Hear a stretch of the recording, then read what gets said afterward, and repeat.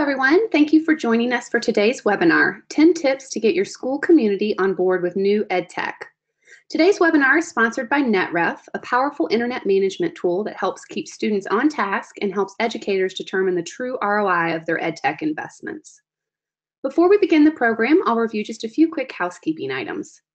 We will be accepting questions throughout the webinar and we'll hold a Q&A session at the end of the presentation.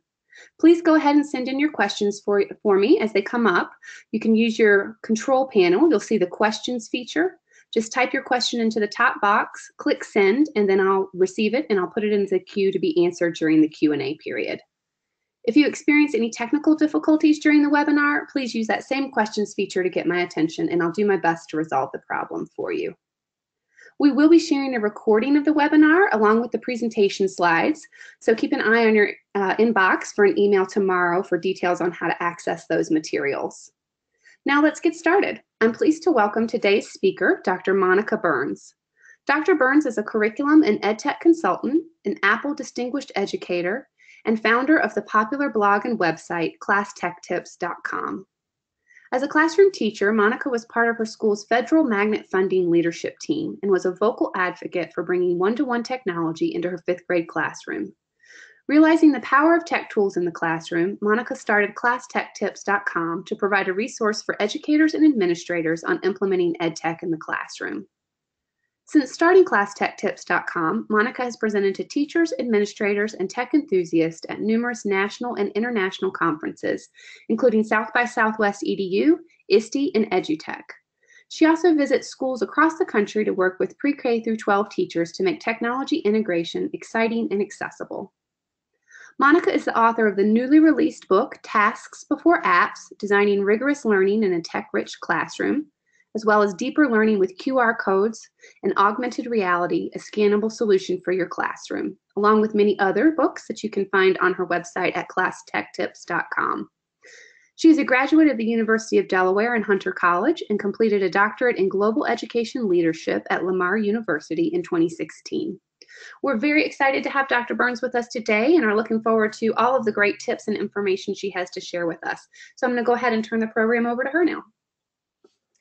Thank you so much for having me today. I'm really excited to talk to you about some tips to get your school community on board with new ed tech. So ways that you can really bring everyone on board, make sure they're excited, they're part of the conversations, that there is buy-in from everyone that you reach throughout your school community to make sure that your EdTech initiatives are successful throughout the school year and beyond the school year. As you heard, my name is Monica Burns, and I am a former New York City public school teacher. I've been out of the classroom for a few years, and now as a curriculum and EdTech consultant, visiting and working with schools all across the country and blogging and writing about education technology. So the things that we're going to talk about today, these strategies for getting people on board in your school community, are ones that are really near and dear to me when it comes to thinking about the ways that as an educator in a school where we were starting off something new, it was really about making sure that we were talking about the ways we are using digital tools and sharing those success stories with others in the community. And now as someone who goes around and supports schools in lots of different places as they make decisions around the type of technology they're bringing in, but more importantly, the ways that they're using that technology and those digital tools with students, this is an area that is on front of mind for sure. And so I'm excited to talk to you about this topic today. So as we get ready to go through a few things, we're going to start off by talking about the who. So what exactly do I mean when I say your school community? The why. Why do we care about getting everyone on board? Why is that essential for success? We're going to talk about some strategies, so 10 tips for your school. Although we're talking about your school and school community today, these strategies will be ones that you could use on a wider, like a district level. It could also be ones that you scale down to think about your classroom if you're a classroom teacher or looking for smaller things to celebrate and connections to make. We're then going to talk about some goal setting. So just some things to keep in mind as you prioritize some of the tips and strategies I shared today, as well as some next steps so that you can get started really thinking about what you need to do to make sure your school community is on board, that they are supportive and just as excited as you are about new education technology. So today we talk about this idea of school community. Who are we talking about? Well, we're talking about all of the people that not just come in and out of the physical spaces of your school, but are important members beyond your school building walls and are really ones that you can leverage their support to help make things successful when it comes to any new initiative, specifically today talking about new education technology initiatives. So this means our students, everyone from our pre-K students up to our students at the top of the class. We're talking about our teachers, classroom teachers, support teachers in many different roles throughout your school community. We're talking about your building staff members, so maybe not the folks who are instructionally supporting students, so are out of the classroom. This could be everyone from someone who is leading the way with making sure students are eating healthy in the school cafeteria all day, to your school safety staff, to anyone and everyone who is inside your building in some capacity. We're talking about the school leadership, so those that are in a management role who might not be in student facing all day, every day, but are making decisions, are thinking about budgets, are thinking about the connections to other initiatives that are going on already in a school that might feel like they have nothing to do with education technology. We're talking about families. So, families of the students in your school community. So, the ones that will either watch as new digital devices are brought home, who will come visit school and wonder how things are different than when they were in school. And we're also talking about community members. These might be the people who do not have students in your school, or children, I should say, as students in your school. These are the folks that might not see themselves necessarily as stakeholders or important members of a school community, but really can be leveraged for lots of different reasons so that they become excited about what's happening in their local school. So they support what's happening in their local school, whether that's when it comes time to vote on a school budget, if that's how your region sees some of its funding come in, or when it comes to sharing your school's story and celebrating the great things that are happening, the community members who might not feel like everyday members of your school community are also going to be ones that we talk about today. So this school community is made up of lots of different people with different roles, with different priorities, whose day-to-day lives look different than others, but they're all essential for making sure that new EdTech initiatives are essential. We want to make sure everyone is on board. We want them to be on board. We know that this is important, right? So when we pose this question, why do we need everyone on board when it comes to any new initiative? Well, we need them because we need support across the board. We need to make sure that everyone is bought in, they understand their role within a new initiative. And this is absolutely true with education technology as well. It's not just the person who's rolling in a new iPad cart that should care about the digital devices. It's not just the students who are opening up their Chromebooks for the first time that should care about these devices. It's all about the way that we're using these tools in all different ways, and it's important that everyone is on board to ensure success throughout the school year. So when we talk about our 10 tips today, we'll come back to this idea of strategies that you can use to make sure you are getting everyone in your school community on board with education technology. So, of course, some of these strategies are ones you could use with other types of initiative, but I've tailored this list for us today in our conversation together today specifically around technology because it's an area that, of course, I feel is really important, that is given eyes and time within our discussions in our school, but also because it's essential that we're preparing every child in our school community for what's going to be happening down the line. And even though devices might change, we want their interactions with digital tools to be meaningful, sustainable, scalable throughout the school year. And we need everyone on board in order to make this happen. So, the first tip is to open up initial conversations.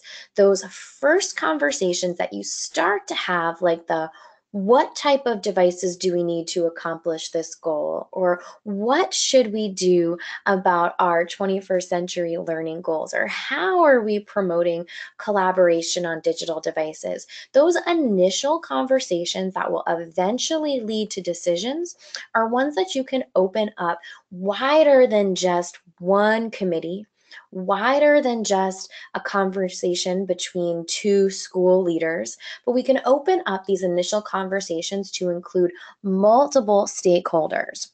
We want to bring all stakeholders to the table in these initial conversations. This will help increase buy-in and make sure that everyone not just knows what is going on, but cares about what is going on. It doesn't mean that everyone is making a decision, but it means that everyone is part of these initial conversations. So when you bring all stakeholders to the table, you're asking students, even our first graders, what's important to them. We're asking our community members what type of experiences they have that they can lend themselves to the new initiative. You never know who's nearby and what they can bring to a conversation unless you ask them. So, bringing all stakeholders to the table is essential. This will include families and representatives from different parent organizations, as well as teachers and building staff members who can offer unique perspectives. And that's what it's really about. When you open these initial conversations to your school community, you're bringing all stakeholders to the table and you are establishing your clear goals to share with them. So when you open these initial conversations, you can say, this is what we're looking to accomplish. This is what we'd like to see happen in the next year, 5 years, 10 years. What are your thoughts about this? These are our goals. We want to share them with you and bring you to the table. You can have families, you can have community members, you can have students give feedback in a variety of ways. So, although you might develop a committee, a small group with all different stakeholders to come to have more in depth, open conversations about a particular initiative, you might also ask them to, in a wider way, have everyone make a wish list of what they would like to see with education technology. Have every student say what they would like to accomplish before they finish out their career in a particular building, or ask families what they see as the most important skills that they want their students to have before they graduate. Now, you might not ask for everyone to raise their hand in a meeting and share out all of this that they feel and believe, but you might have a discussion forum. You might open up an email account or a Google form and have people share their thoughts in a space that you can then come back to and revisit.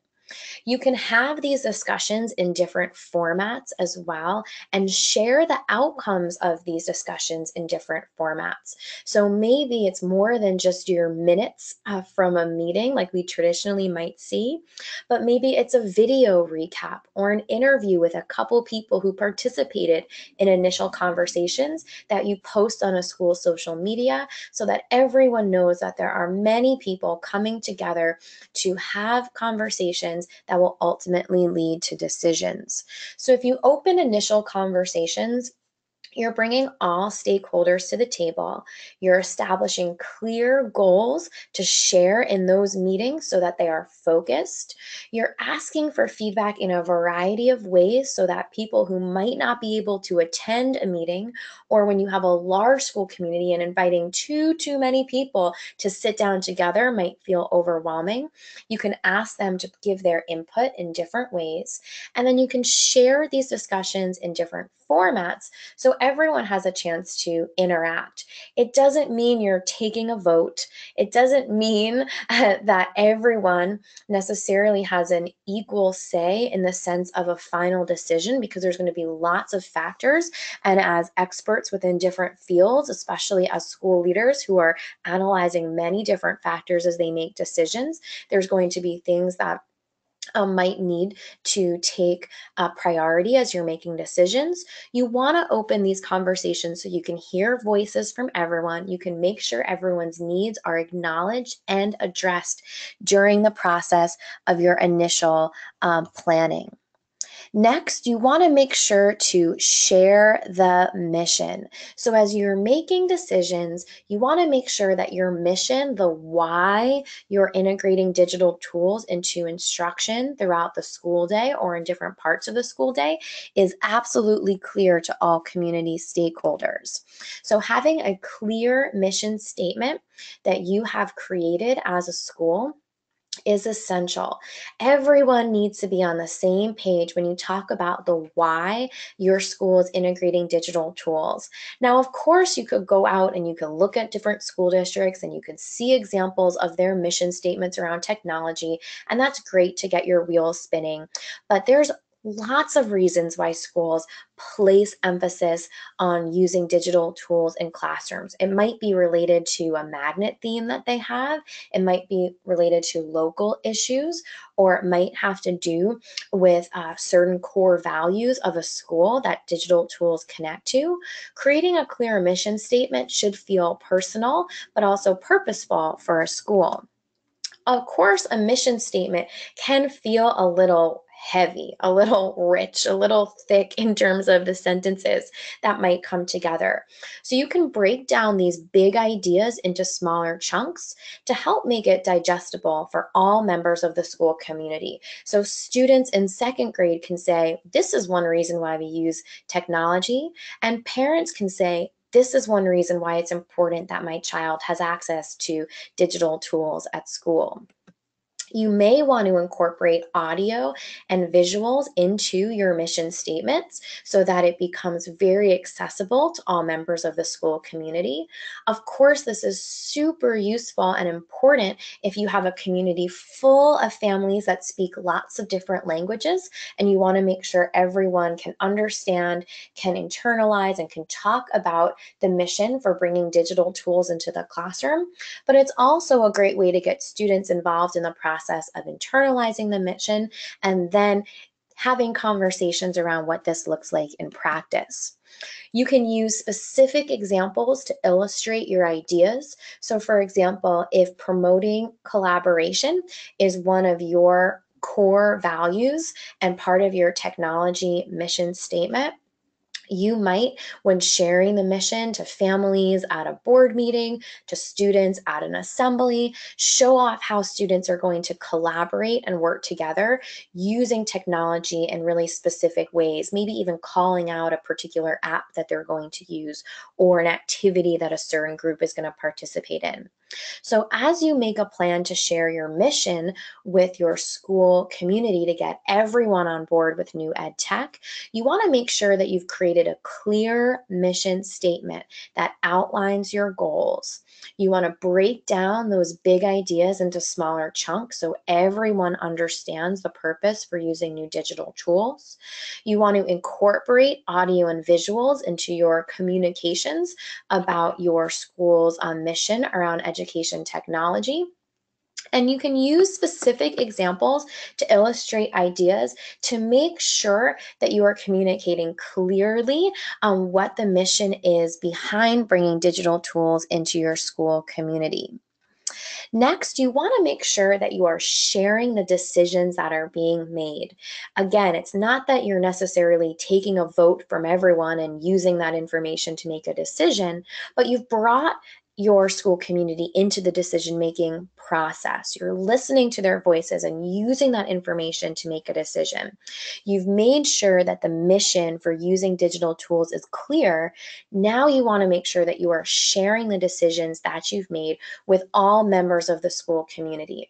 Anytime we're trying to get buy-in for any new initiative, things that feel secretive, things that feel like they're not particularly transparent are hard to get other people to understand the why we're taking a certain direction as a school, and hard for them to trust if they don't feel like they have all the information that's going on with a particular initiative.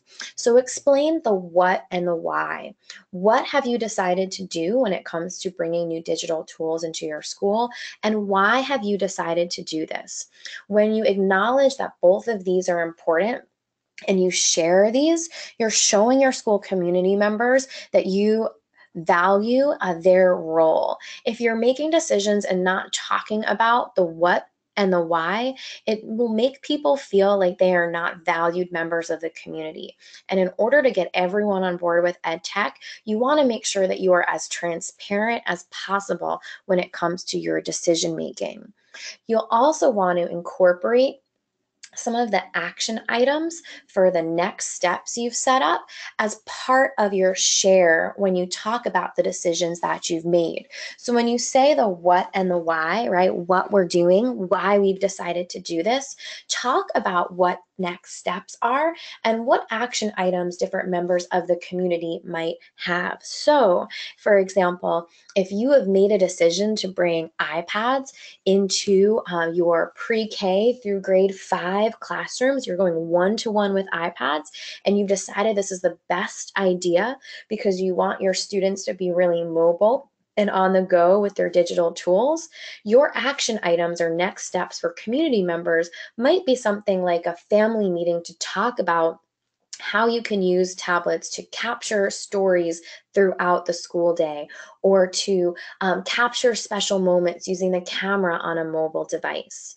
If you've decided that you're going to bring in Chromebooks or laptops because you want students to have access to a particular set of tools within those ecosystems, your action items or your next steps for members of the school community might be to introduce them to some of those particular tools or resources that helped influence your decision. You'll want to support the decisions you've made with evidence. This goes beyond the what and the why, the what you've decided to do, why you've decided to do it, to talk about the reasoning behind your what and why. This might be because you are deep in research that you are citing when it comes to some of the decisions that you've made. It might have to do with interviews that you've done with other schools and what their outcomes were, but you'll want to make sure that you're supporting your decisions with evidence. It's not that you're making a case for your decisions as much as being transparent and sharing the process that helped you get to make that decision. So this is where you can incorporate both qualitative and quantitative data, not words we use every day, but important for us to think about. So our qualitative data are those stories that you've heard in other places that help to make your decision. So when you've seen a great use case somewhere and you've had a chance to talk to someone about effective tech integration in their district, you'll want to share how that's part of your decision. You'll also want to talk about the quantitative data. So what kind of results have other people seen using the digital tools or the technology that you've chosen to bring into your school? All of those factors that were part of your decision are things that you can share with your school community as well. So as you get ready to bring your community on board with new ed tech, you'll want to share your decisions by explaining the what and the why. You'll want to incorporate action items to make sure your next steps are clear. You'll want to support the decisions that you've made with evidence and incorporate that qualitative and quantitative data into the conversations you have when you talk about why a particular decision was made. This will help those who might not necessarily have made the same decision as you if they were in charge understand your thought process, respect the fact that you've put a lot of effort into your decision making as a school leadership team, and be more likely to come on board even if the choice you made is different than the choice they might have made. Another way to get your whole school community on board is to create student tech teams. There are so many reasons why valuing students as essential members of any new initiative are important. When we create student tech teams, this is a fantastic way to empower students, to have them participate in opportunities to show off what they've learned, to build confidence, and to really be valued members of their school community. So create time for students to participate in training and to learn how to problem solve using the devices and the software that you have decided you are bringing into your school. Carving out time and prioritizing this for students will help them understand how to navigate the different tools and resources you've brought into your school. This is a great way to provide leadership opportunities for students as well, so that they have an opportunity to understand something and show someone else what they've learned. Student tech teams can also be part of advisory and review committee. They can become members of these committees because as they become more ingrained in part of the everyday use of technology in your school, they can also become really valued resources who can advise when school leaders are making decisions, can review the process as school leaders are making decisions, and be part of those committees. When student tech teams have the chance to dive into the different tools and resources that are being brought into a school, it's also an opportunity for them to take on some of the troubleshooting and initiative building within your school. So they can become the folks who are helping solve problems throughout the school day and really make sure that your initiative that you're building, that you're supporting, is really growing throughout the school year. So student tech teams are important for schools, no matter what type of digital tools or resources you choose to use. You want to create time for training and problem solving. This might be part of the school day. This might be an after school or out of school hours where students are participating in these training and problem solving. But you want to make sure that the students who are able to join these tech teams, as you provide leadership opportunities, are a mix of backgrounds, are a mix of genders, are a mix of students who might view themselves as being super techie and others who might not see themselves as super techie yet, but are great at problem solving and can build those problem solving tools or skill set, I should say. Your student tech teams can act as advisory and review committee members as your school tech initiatives grow, and they can become part of the troubleshooting and initiative building in your school. Student tech teams do not have to be high school students who are proficient at coding using different systems or who know how to take apart a computer and rewire their hardware. Your student tech teams could include kindergartners who know how to navigate different apps and are happy to help a new student when they come into the school use a particular tool. This can be all different members of your school community and really scaled based on the different student populations you're working with. Our next tip is to open the doors. This is essential as you're building buy-in and getting your whole school community on board with digital tools.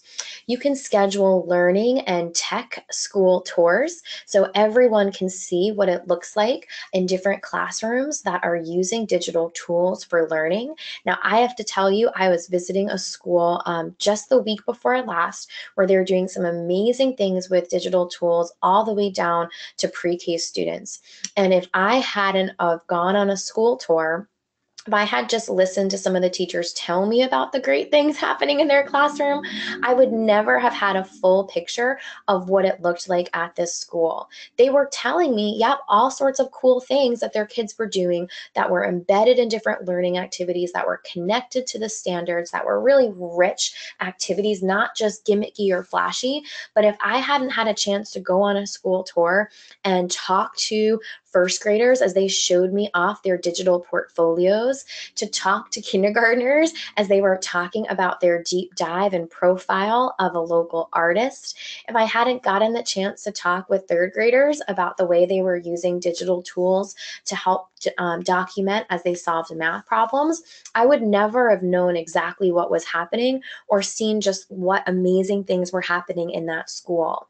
So when you have school community members that are either really excited about digital tools or are really hesitant about the purpose behind them, you can schedule learning and tech school tours to show off the great things happening in your school at all stages of your initiatives. Doesn't have to be picture perfect all the time, but conversation sparking is really fantastic too. This is a time where you can utilize those student tech teams. So the school tour I just mentioned, students were taking me and a couple other educators on a tour to go visit different classrooms. They even had a timer waiting on one of their iPads so that when it went off, they knew to take us to the next classroom. It was really fantastic. So student tech teams can be part of the process of really opening the doors to show off what's happening in a school. This is also a time where you might want to provide hands-on opportunities for those folks who are visiting your school for a school tour. Now, earlier when I talked about school community, I talked also about your building staff. So maybe the folks that work in your cafeteria, that keep your school clean. It's important that they know what's going on in school too, because they're very valuable members of the school community. So you might have a day where you open up the doors and you let families come in. You might have local business folk come in to see what's happening in ways that they can support students as well. But think about those folks who are inside your school who might not have a clear view of what happens in classrooms every day. To get the buzz going, to get everyone on board with new ed tech, you can have them join in and see what's happening in classrooms too. They're important members of your school community. If you are going to have school tours, maybe every once in a while, a couple times a year, or on a really regular basis led by your student tech teams, you'll want to establish protocols for exploration so that when you do open the doors, you're showing off what's happening in a really purposeful manner. So you want to use everyone's time wisely. So establishing protocols for where you might take students on a or other people on a school tour is really important. So if opening the doors is something that you know can help get other folks on board with EdTech, you can schedule learning and tech school tours to show off what's happening. You can utilize student tech teams so that they can show off the great work that they're doing that's going on in other parts of the school and be in charge of leading those tours. You can provide hands-on opportunities as well, so community members can try out some of the same things that students are doing every day with digital tools. And you'll want to establish protocols for exploration as you think about how often you're going to have school tours or when this might happen throughout the school year. You want to also make sure that there's transparent professional learning goals in order to get all members of your school community on board with education technology. What do I mean when I say transparent professional goals? It means that if you have a faculty meeting and you say, we're going one-to-one with Chromebooks tomorrow, everyone knows what that means for them as an education professional, what their day-to-day is going to look like, what kind of support they're going to need in order to be confident and successful. It's really important that there are transparent professional learning goals and that when we are introducing new education technology, we are supporting all the professionals who will be using this technology day in and day out. Just like any initiative, we want to make sure they feel super supported. So establish the purpose of new tech tools. We're not just installing smart boards or interactive whiteboards in every room just because we want to use them for X, Y, and Z. So you're establishing your purpose of any new tech tools that are being brought into your school building. You can create vertical and horizontal teams. This means that you might have team members across grade level, so horizontally, where everyone is doing kind of the same thing content wise, but then also vertical teams. So maybe your second, your fourth, and your sixth graders, teachers are working together to understand how a new tool works and how it might be integrated into different ways into their instruction. So you can create both vertical and horizontal teams. That means that some people might have similar goals for using digital tools, while others can bounce off ideas with someone who might see digital tools being used in a different way depending on their grade or content area.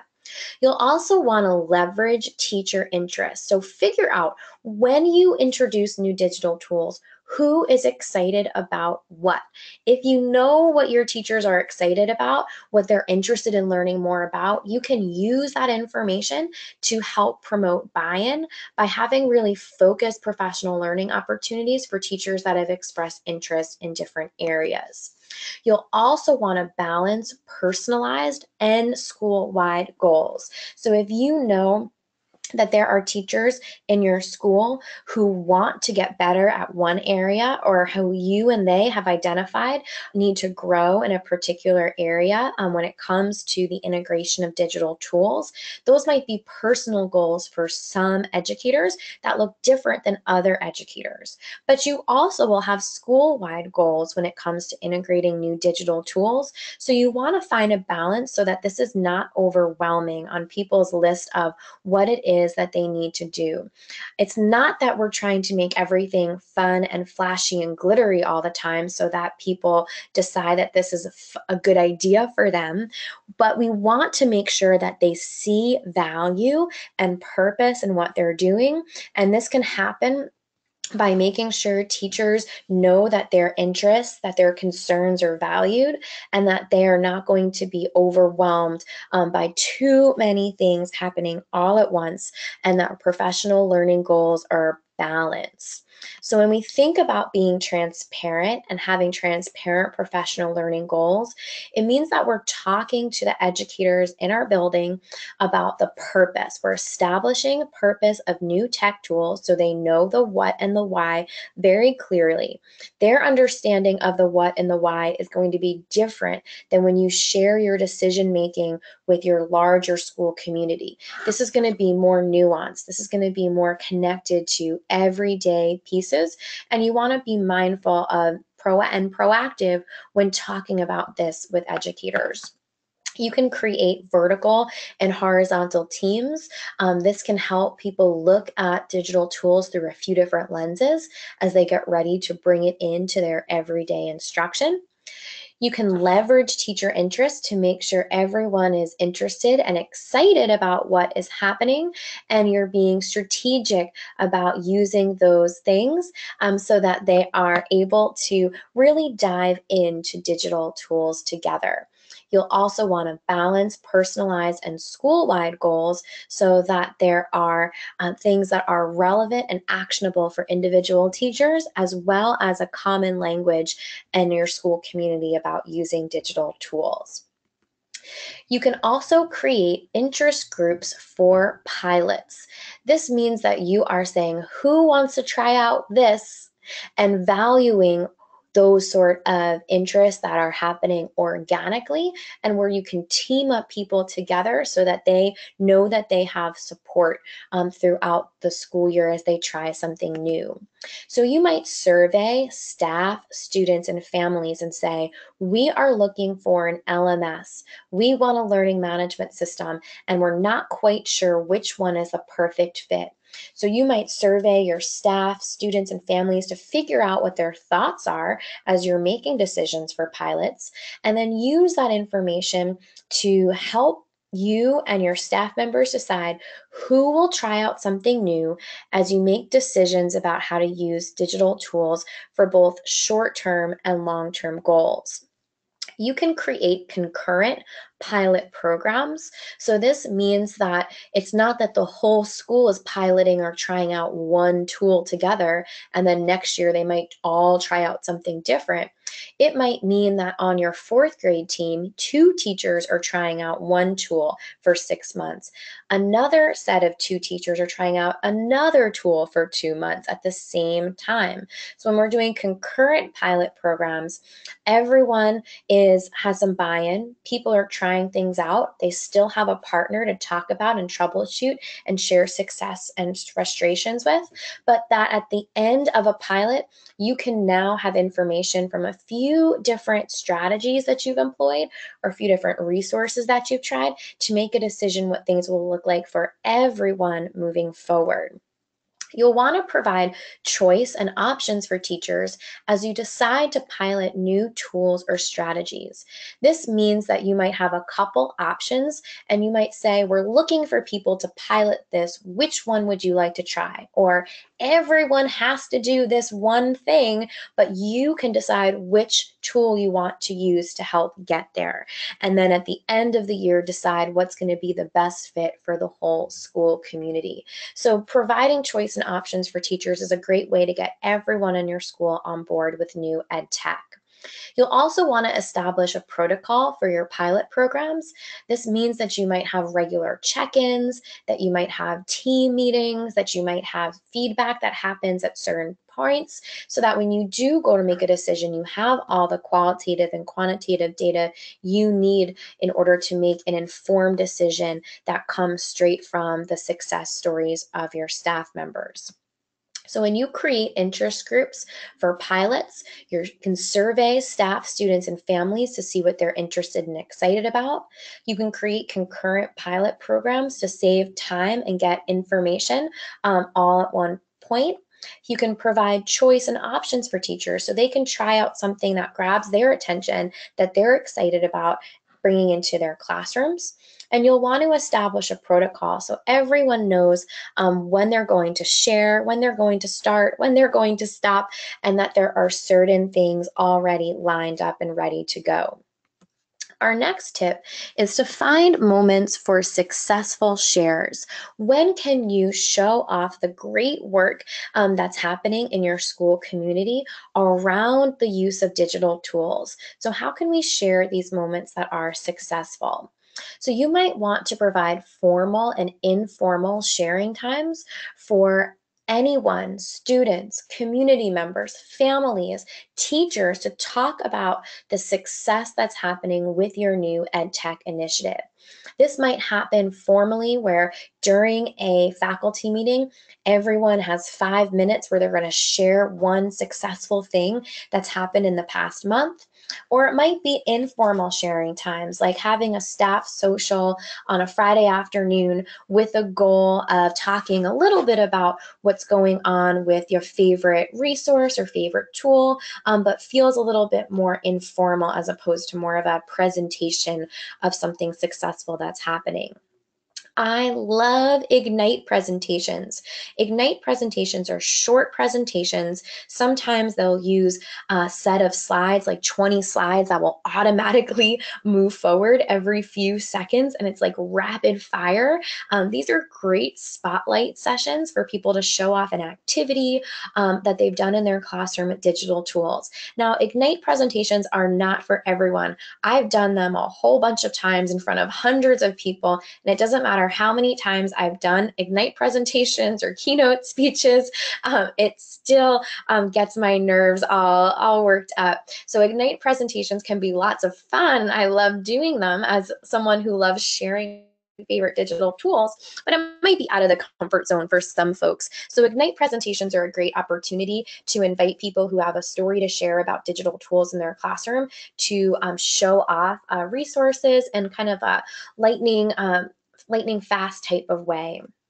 You might also promote the social sharing of stories. So you might ask everyone at the end of a week to send you, a school leader who's in charge of the school's Instagram account, a picture of digital tools in action or something exciting that students have done, and you'll share a couple of them on social media. Or you might encourage a grade level team to set up a Twitter account so they can share some of the cool things their students are doing with digital tools that are helping them connect purposefully to learning goals, but are also things that will get other people excited about the use of digital tools to accomplish those learning goals. You might also decide to have unconference style faculty gatherings. I love ed camps. I don't know if you've been to an ed camp before, but they're a type of unconference. And so the idea here is that there's no plan.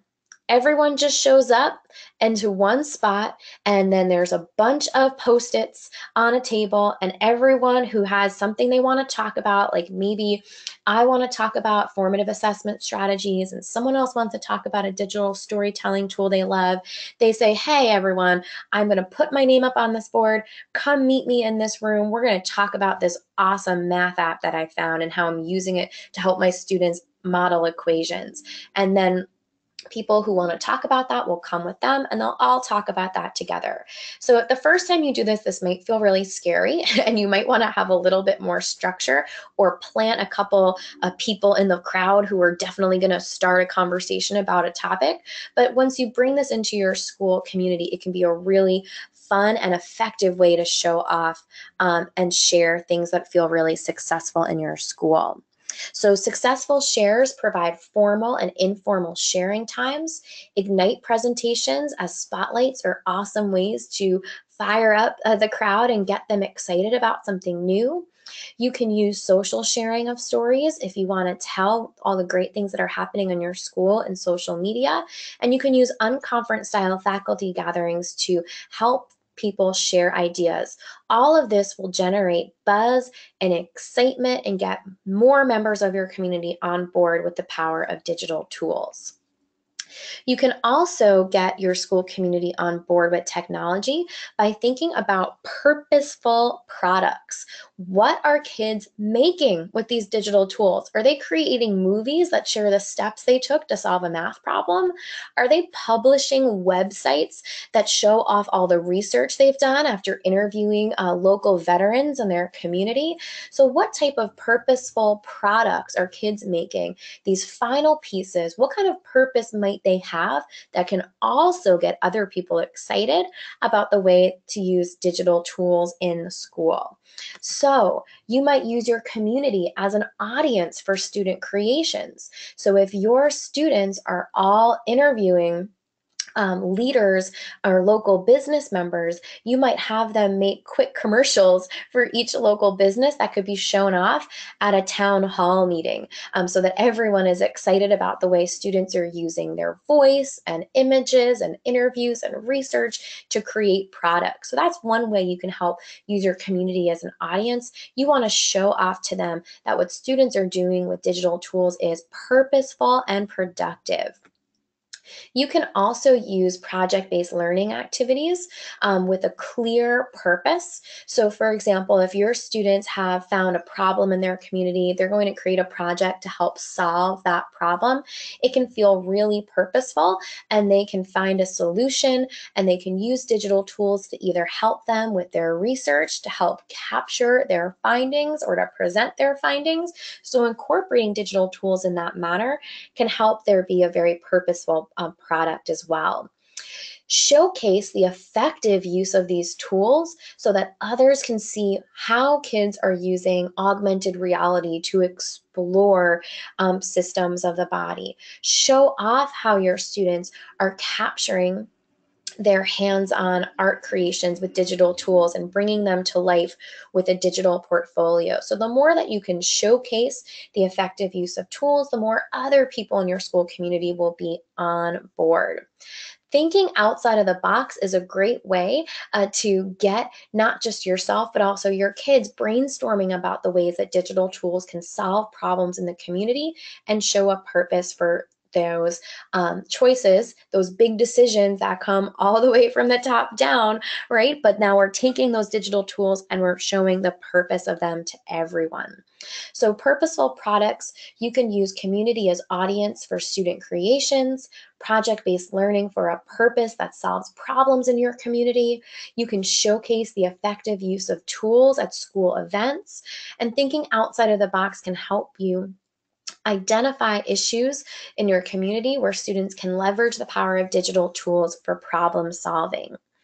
Our next tip and final one today is to celebrate the big and small wins. If you want to get everyone in your community on board with EdTech, you need to celebrate both the big and the small wins with technology.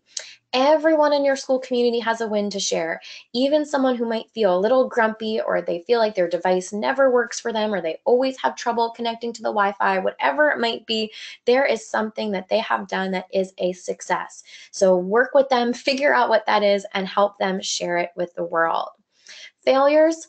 Failures as a step towards success is a great way to celebrate small wins. It's all part of the process to say, you know what, didn't work out the first time, but we're almost there. So acknowledging them, celebrating those moments that might feel frustrating because they are part of the process. Knowing that process and journey and celebrating along the way, as opposed to saying we need to accomplish this one big thing in order to be happy, this is a way that we're able to really every day celebrate small wins. It's all about outlook. So if you take on a positive outlook when it comes to integrating ed tech, all members of your school community, right? That's contagious, that great energy, celebrating those wins, even if it feels like it's part of the process as opposed to the final step on our journey. So as you celebrate big and small wins, remember everyone has a win to share. Failures can be viewed as a step towards success. The process and the journey are essential to celebrate. We don't want to wait till that final set of student movies are published and shared on YouTube. We want to think about all those special small moments that helped us get there. It is all about the outlook when it comes to celebrating big and small wins. So as you get ready to take all of this back and you think about setting goals, create your teams. Who are your people, your community stakeholders, your families who are going to be part of conversations, your students who are going to help problem solve and troubleshoot with digital tools, your teachers who are going to pilot new programs. Create your teams. Think both long-term and short term. What do you want to see as your big mission for digital tools? And what are the little things that are going to help you get there as you make decisions for integrating new ed tech? And then, of course, you want to build your tool belt thoughtfully.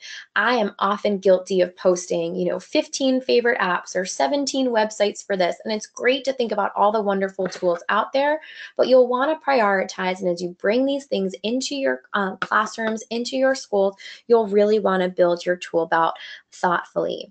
So I hope that you were able to gather some ideas today on ways to get your whole community, your whole school community on board with new ed tech. Well, I know I definitely got some great ideas. Thank you so much for sharing all of that, Monica. It was a lot to digest. So I will just remind everyone that they will get a copy of the recording and the presentation slides tomorrow. We'll be sending those out by email. And you also can find them on the NetRef website, which is net-ref.com. So before we get to the Q&A, we're going to let Monica take just a quick break. And I'd like to thank our sponsor, NetRef. As I mentioned earlier, NetRef sponsored this program, and it's a powerful learning tool for educators and administrators. A simple to use application that provides every teacher with the ability to choose which websites and apps their whole class or individual students can access at different points in the day on their devices. Teachers can also see what websites or apps students are using at any given time.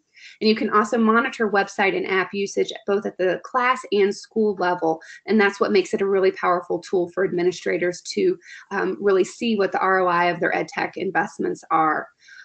So as you think about your EdTech integration plans, we invite you to think about NetRef and think about taking a demo of it. You can go to netref-com and request a demo. We're also offering pilots for qualified schools and districts.